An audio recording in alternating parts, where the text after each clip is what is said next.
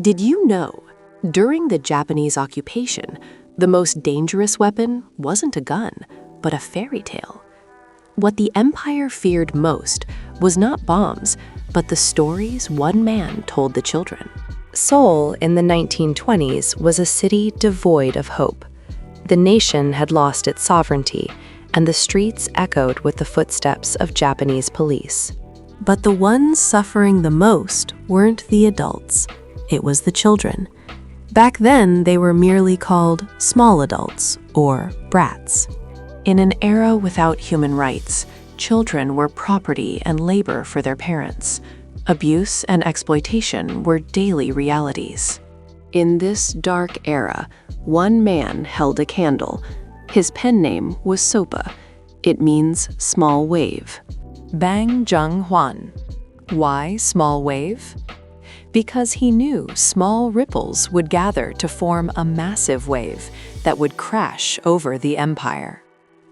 Born in 1899 in Seoul, he was different from the start. Though poor, his eyes always sparkled with intelligence. Young Bang was a storyteller.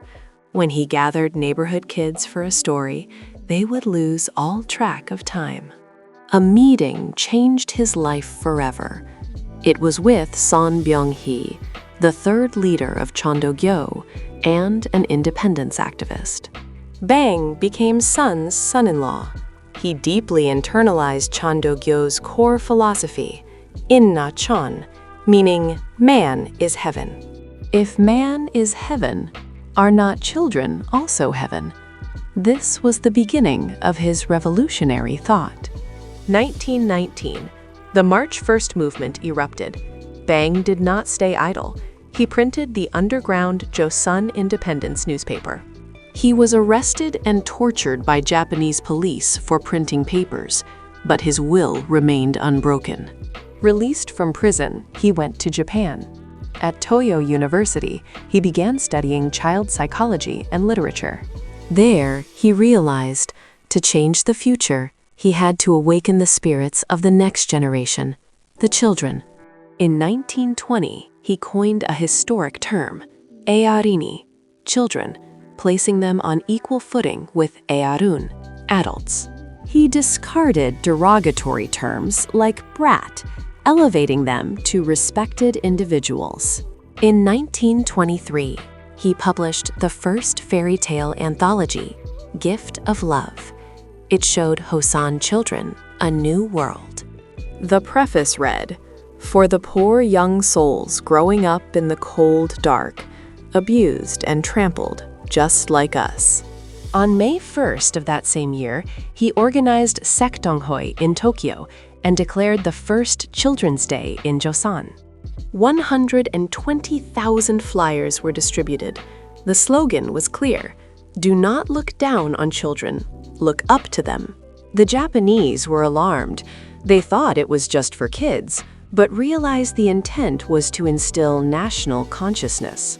He founded the magazine Eorini. It wasn't just reading material, it was a network connecting the children of Hosan.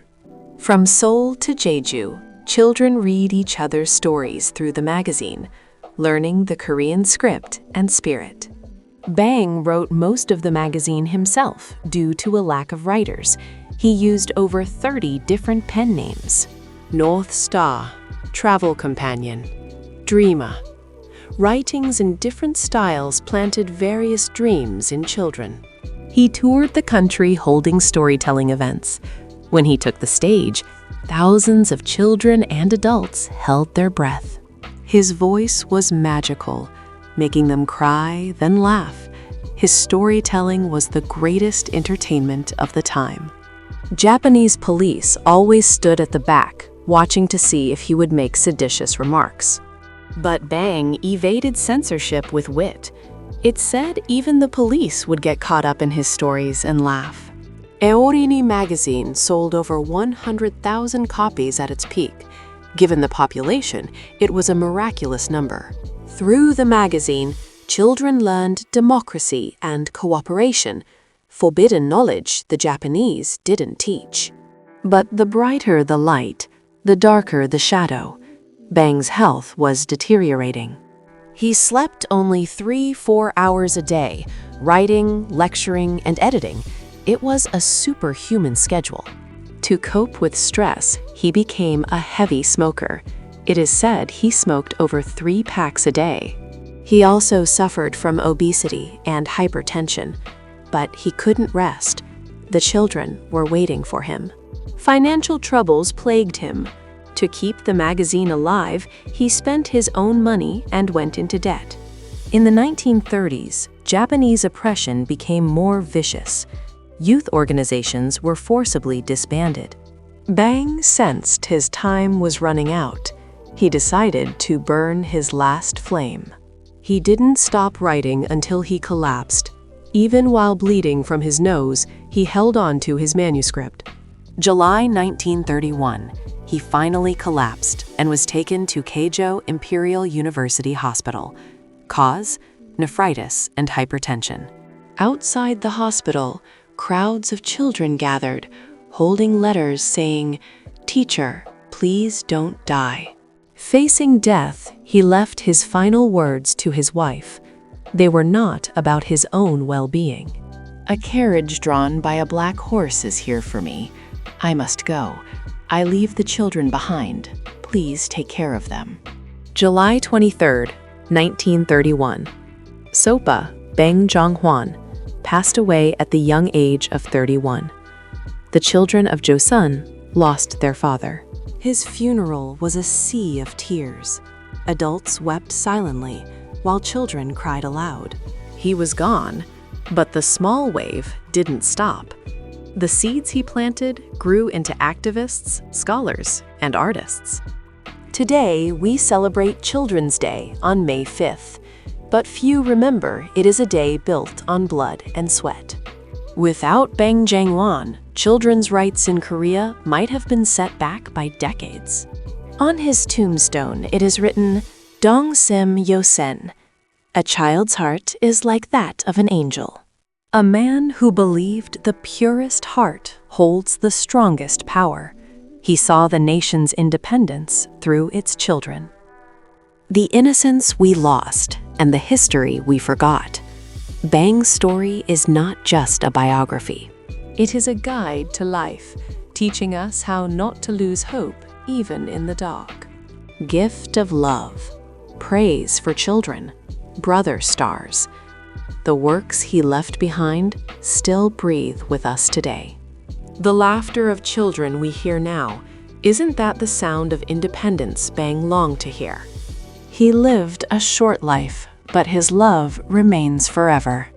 Sopa Bang Jeong-hwan, an eternal small wave that will never fade in our hearts. Beside him were colleagues like Kim Gi-jan and Ma Hae-sung. They were cultural freedom fighters, fighting together. Sek Dong-hoi continues to this day. Even after 100 years, his spirit for children is being inherited. What did you say to a child today? One warm word can change a child's life. The world Bang dreamed of, a world where children are happy, may not be complete yet. But as long as we remember his will, there is hope. Establishing Children's Day, founding magazines, storytelling. His legacy is the root of Korean children's literature. A hero who tried to protect children's smiles amidst poverty and oppression. Do not deceive children. That is a sin. We must not forget his stern warning. I hope today's story caused a small ripple in your heart as well.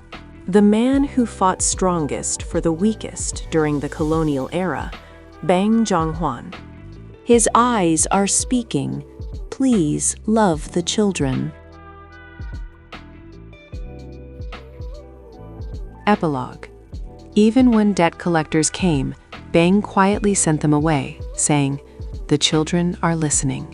He always used honorifics, even to children, showing that true respect begins with words. Thanks to his influence, junior writers like Kang So-chen and Lee Won-soo could emerge. We should be proud of his aspect as a children's rights activist, rare even globally. How was your childhood? Did someone respect you as a child? If so, we are indebted to Mr. Bang Jeong-hwan. I will return next time with more hidden truths of history. If you enjoyed this, please subscribe, like, and set notifications. Music fades out.